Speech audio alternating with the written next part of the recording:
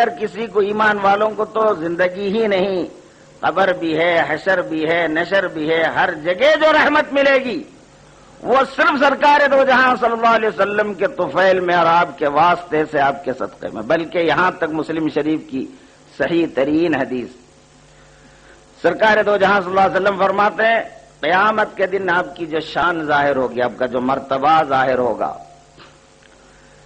کہ تمام لوگوں کو اللہ حشر میں جمع فرمائے گا، تمام انسانوں کو، اور جنت کو ایمان والوں سے قریب کر دیا جائے گا۔ جنت جو ہے ایمان والوں سے بہت قریب ان کو نظر آئے گی۔ اب وہ ایمان والے جنت میں جب داخل ہونے کی کوشش کریں گے تو دیکھتے ہیں کہ جنت بند ہے، پورے دروازے بند۔ اب پورے ایمان والے، اس میں کون سے امت کے وہ تذکرہ نہیں ہے، پورے ایمان والے آپس میں مشورہ کر کے سیدھے سیدھے حضرت آدم علیہ السلام کے پاس جائیں کہ اے ہمارے باپ، آپ ہم سب کے باپ ہیں، اللہ کے دربار میں سفارش کیجئے کہ یہ جنت کا دروازہ ہمارے لیے کھل جائے۔ تو آدم علیہ السلام فرماتے ہیں میں تمہارا باپ ہوں، تمہارے باپ کی غلطی ہی کے نتیجے میں تم کو جنت سے باہر ہونا پڑا ہے۔ حضرت آدم فرماتے ہیں اللہ نے، وہ آپ کی غلطی ہمارے حساب سے غلطی نہیں ہو، وہ ان کے درجے کے لحاظ سے، ان کی شان کے اعتبار سے اس کو وہ غلطی سمجھتے ہیں، اور پھر اللہ نے معافی کا بھی اعلان کر چکا ہے۔ آپ اللہ کے خلیفہ ہیں، نبی ہیں، رسول ہیں اپنے زمانے کے، مگر آپ انکساری میں فرماتے ہیں میری غلطی کی وجہ سے تو تم کو جہنم سے باہر ہونا پڑا تھا۔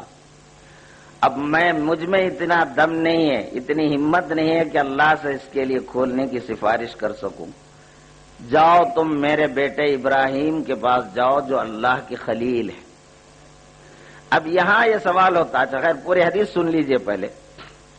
اب پوری امت ابراہیم خلیل اللہ کے پاس آتی ہے، یعنی ایمان والے پورے، اور عرض کرتے ہیں کہ اللہ کے خلیل آپ جنت کے کھلوانے کے لیے اللہ سے سفارش کیجیے۔ تو آپ فرماتے ہیں میں خلیل تھا لیکن دور دور سے، یعنی حالانکہ یہ بھی تواضع ہے آپ کا، ورنہ دور دور کہاں، اللہ سے تو بہت قریب ہیں آپ بھی، چونکہ انکساری میں فرماتے ہیں میں تو دور دور ہی تھا، مجھ میں یہ ہمت نہیں ہے کہ آج تمہاری سفارش کر سکوں، لہذا تم جاؤ موسیٰ علیہ السلام کے پاس جن سے اللہ نے راست کلام فرمایا تھا، ان کا مرتبہ ہے وہ۔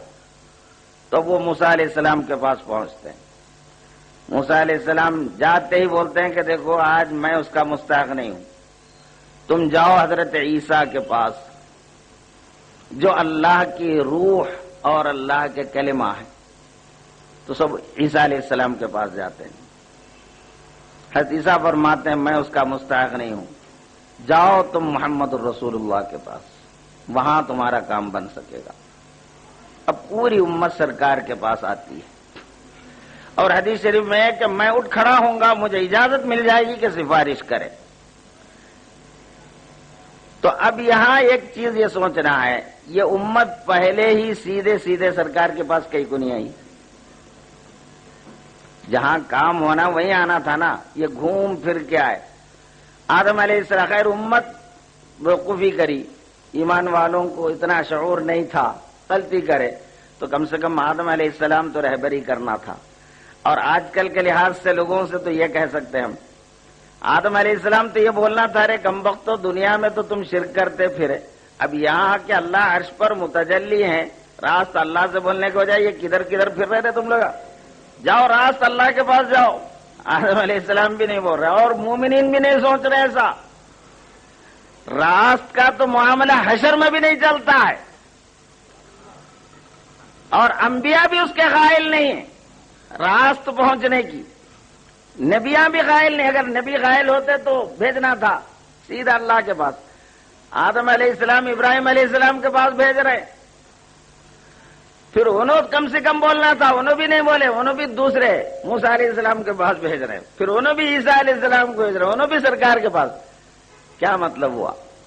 تو یہ لوگ ایسا گھومنے کی وجہ کیا ہے؟ یہ اللہ تعالیٰ کی ایک حکمت ہے، تاکہ میدان حشر میں تمام انسانوں کو یہ پتا چل جائے کہ آج کے میدان کا دولہا انبیاء میں سے کوئی نہیں ہو سکتا، اگر ہو سکتا ہے تو وہ میرے حبیب محمد رسول اللہ ہے، تاکہ لوگ سب کے پاس جائیں اور ناکام ہوں، کامیاب ہو تو یہاں آ کر ہوں، اگر سیدھے آتے تو ان کے بارے میں کچھ بھی پتا نہیں چلتا اور ان پر آپ کی عظمت ثابت نہیں ہوتی۔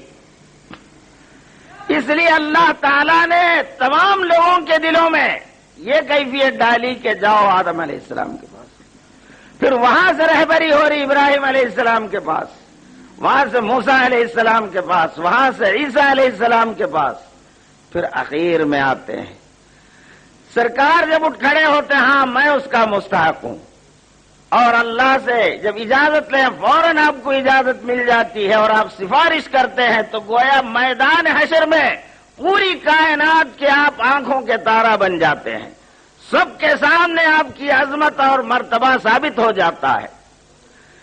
تو جب میدان حشر میں اتنی بڑی شان کی عظمتیں رکھنے والے نبی کی امتیوں کی بھی تو آخر کچھ شان ہوتی ہے، سارے امت کے مقابلے میں اس نبی کی امت کی بھی کافی عظمت ہو جائے گی، چونکہ نسبت ہم کو سرکار سے ہے،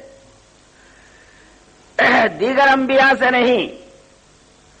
تو سرکار دو جہاں صلی اللہ علیہ وسلم کے امتی کے طور پر حشر میں جمع ہونا، سرکار کے گروہ میں شامل ہونا کتنی بڑی عظمت کا حامل ہوتا ہے۔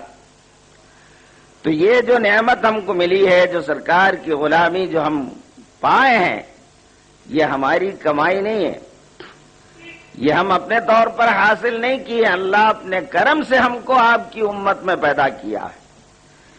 اتنے بڑے عظیم نبی کی امت میں جب ہم کو اللہ نے پیدا فرمایا ہے تو یہ عظمت کو قائم رکھنے کے لیے ہمارے اندر ہمارے نبی کی عظمت اور مرتبہ کتنی ہونی چاہیے۔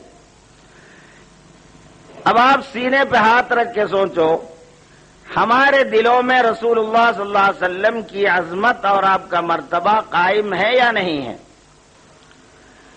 یعنی ایمان کے ناطے آپ بولو کہ سرکار کی عظمت، سرکار کی بڑائی اور مرتبہ جو کچھ کہ اللہ نے آپ کو عطا کیا ہے، آپ اس کو مانتے ہیں کہ نہیں مانتے؟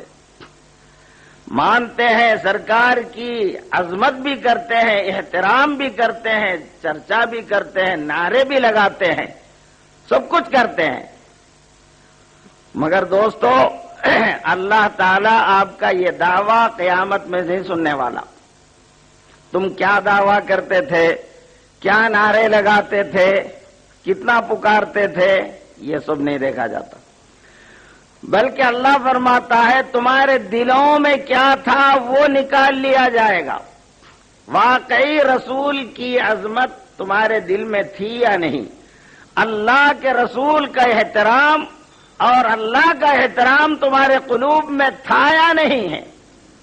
دلوں میں تھا یا نہیں، اس کو دیکھا جائے گا۔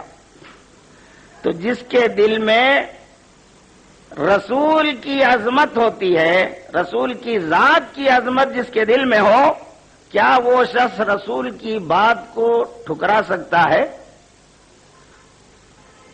رسول کی بات کو، ذات کا احترام ہے تو بات کا احترام نہیں کرے گا وہ۔ آپ میں سے کوئی نوجوان اپنے باپ کی تعریف کر رہا، میں اپنے باپ کا فرما بردار ہوں، میرے باپ بڑے ہیں، بہتر ہے، وہ ہیں، یہ ہیں، کیا کیا ہے بول رہے ہیں آپ اپنے باپ کی۔ لیکن باپ بلا کے بولے بیٹے ادھر آؤ، ذرا ایئرپورٹ جا کے آؤ، فلاں آدمی آ رہے ہیں، تم ذرا ان کو ریسیو کر لو، تو تم سیدھا ایئرپورٹ جانے کے بجائے چار مینار کو چلے گئے۔ اب بولو تم باپ کے احترام میں جتنے الفاظ کہتے تھے، باپ کے دل میں وہ کیفیت رہ سکتی ہے، تمہاری عظمت رہ سکتی ہے؟ احترام، بڑی عظمت کا احترام کا لفظ بول رہے ہیں، مگر ایک بات بھی سنتے نہیں، جو بولے اس کے خلاف۔ اور بولنے کے لیے میرے باپ بہت بڑے آدمی ہیں، بہت بہترین آدمی ہیں، مجھ پر بہت مہربان ہے، میں ان کی اطاعت کرتا ہوں، میں ان کا فرما بردار ہوں، میں ان کی عظمت کرتا ہوں، دلوں سے، دل کی گہرائیوں سے میں ان سے محبت رکھتا ہوں، سب بول رہے ہیں آپ، مگر باپ جو بولے اس کے خلاف۔ ایسا ہو سکتا کیا؟ بولو، ہاں؟ نہیں ہوتا۔ تو اب آپ پلٹ کے سرکار کے تعلق سے آپ کے جو الفاظ ہیں اور آپ کی جو زندگی ہے، ذرا اس کی تحلیل کرو۔ آپ